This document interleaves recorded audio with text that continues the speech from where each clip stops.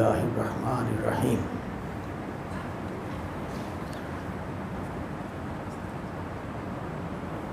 ذالک ومن یعظم حرمات اللہ فہو خیر لہ عند ربہ۔ یہ بات تو وہاں آئی جہاں احرام کی حرمات اللہ تعالیٰ بیان فرما رہے تھے، لیکن یہ حکم عمومی زندگی میں بھی اپنے اندر وہی معنی اور وہی اہمیت رکھتا ہے۔ ذالک ومن یعظم حرمات اللہ، جس نے بڑا جانا اللہ کی حرام کی ہوئی چیزوں کو، فہو خیر لہ عند ربہ، تو یہ اس کے لیے بہت بہتر ہے، بہت اچھا ہے اس کے رب کے قریب۔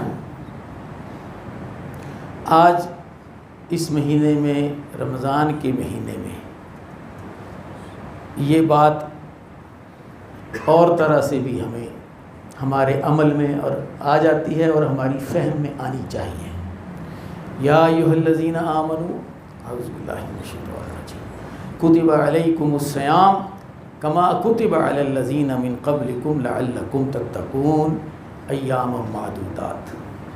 اے ایمان والو، تمہارے اوپر روزے فرض کیے گئے ہیں جیسے تم سے پہلے لوگوں پر بھی فرض کیے گئے تھے، تاکہ تمہیں تقویٰ کرنا آ جائے، تاکہ تم تقویٰ سیکھ لو۔ دن ہیں گنتی کے، کبھی 29 ہوں گے، کبھی 30 ہوں گے، وہ سارے سال کے نہیں ہیں، یہ ایک مہینے کے روزے ہیں۔ تو یہ رمضان اور روزہ ہم اپنے ذہن میں کوئی چیز سوچتے ہیں نا، کوئی لفظ ہمارے سامنے آتا ہے تو ہمارے ذہن میں ایک شکل بنتی ہے اس کی۔ مثلا اگر میں لفظ قرآن بولوں تو آپ کے ذہن میں فوری ایک کتاب اور اس کی آیتیں آ جائیں گی، قرآن لکھا ہوا نہیں آئے گا۔ اسی طرح سے جب ہم روزہ لفظ کہتے ہیں تو ہمارے ذہن میں فوری طور پر یہی آتا ہے کہ صبح سے لے کے شام تک کچھ کھانا نہیں۔ لیکن روزہ کا اصل مطلب جو ہے وہ ہے رک جانا یا روک لینا۔ تو تمہارے اوپر خود کو روک لینا اللہ نے فرض کیا ہے۔ کیوں روک لینا؟ کیونکہ اللہ جس چیز سے روک دیں اس سے رک جانا۔ تقویٰ کیا ہوتا ہے؟ تقویٰ ہے اللہ کا خوف، اللہ کی ناراضگی سے بچنا، یہ تقویٰ ہے۔ اور یہ خوف اور یہ خیال کہ اللہ کی ناراضگی سے بچنا ہے، یہ دل میں ہوتا ہے۔ اور بچنا، صوم تمہارے اوپر فرض کر دیا، تمہارے اوپر لکھ دیا، تو ہمارے ذہن میں صوم کا جو لفظ ہے روزہ، اس کا مطلب رک جانا ہونا چاہیے کہ ہم ہر اس بات سے خود کو روک لیں جس سے اللہ نے روکا ہے۔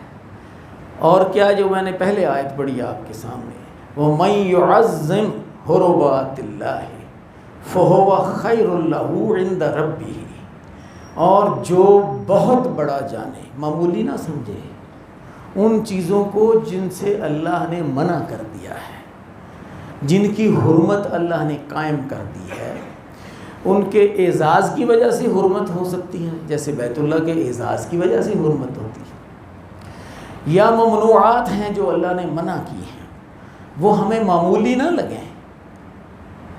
تو یہ جو اللہ کی ممنوع کی ہوئی چیزوں کو بڑا سمجھے گا تو یہ اس کے لیے بہت بہتر ہے۔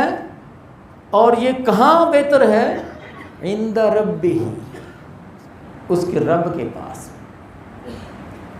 پنجابی چ کہاں گے تو اندہ مل رب ہی پائے گا، جڑا اللہ دیا منع کیتیاں ہوئی چیزاں نو بہت بڑا سمجھ لے اور ان حدود کو کبھی بھی کراس نہ کرے، اپنے آپ کو روک کے رکھے۔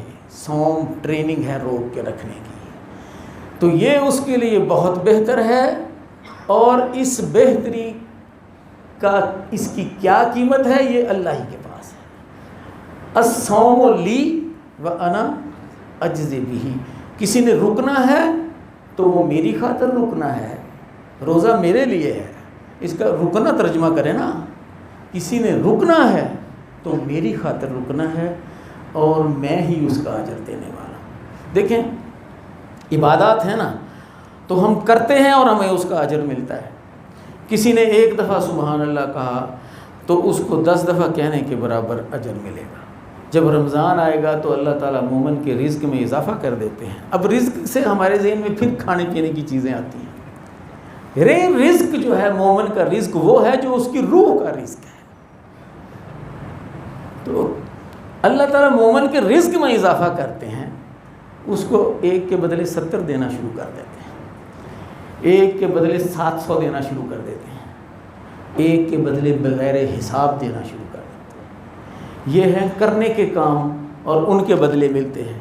لیکن جو نہ کرنے کا اجر ہے وہ کیسے مقرر؟ کسی کام کو نہ کرنے کا اجر مقرر ہو سکتا ہے؟ تو صوم کیا ہے؟ خود کو روکنا، اور اس کا اجر کس کے پاس ہے؟ اللہ کے پاس ہے. ان الذین یخشون ربهم بالغیب لہم مغفرۃ واجر کبیر. جو اللہ سے ڈرتے ہیں، ان الذین یخشون ربهم بالغیب، حالانکہ اللہ کو دیکھا نہیں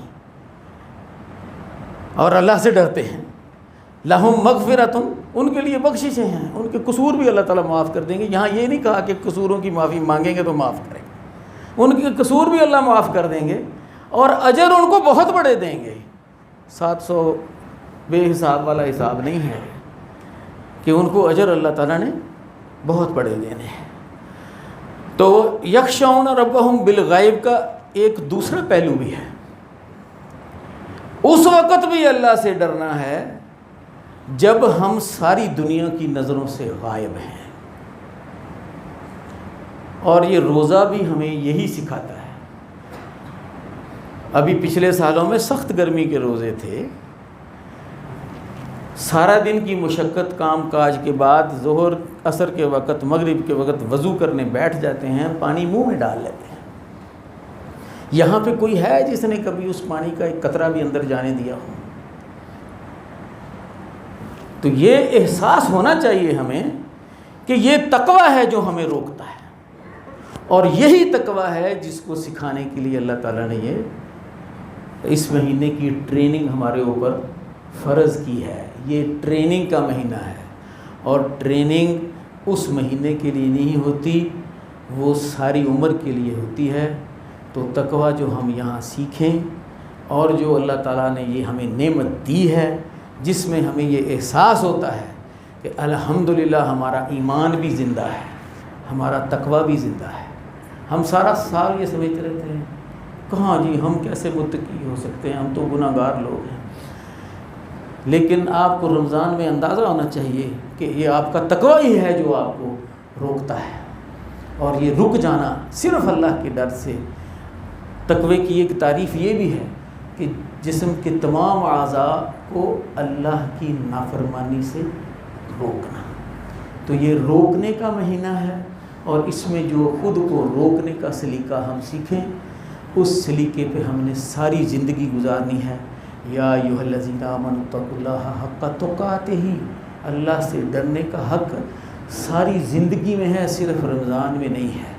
صرف وضو کر کے مسجد میں بیٹھنے پہ اللہ سے ڈرنے کا حق نہیں ہے، بے وضو بھی اللہ سے ڈرنے کا حق ہے، بازار میں بھی اللہ سے ڈرنے کا حق ہے، کچہری میں بھی، گھر میں بھی، بچوں کے سامنے بھی، والدین کے سامنے بھی، اور ساری دنیا کی نظروں سے چھپ کر بھی اللہ سے ڈرنے کا حق ہے. اور اس کے اجر، اس کی قیمت اللہ ہی کے پاس ہے. اللہ تعالی ہمیں اس کا حقدار بنائے، اس کا ذوق، شوق اور اسپرٹ عطا فرمائے. آخر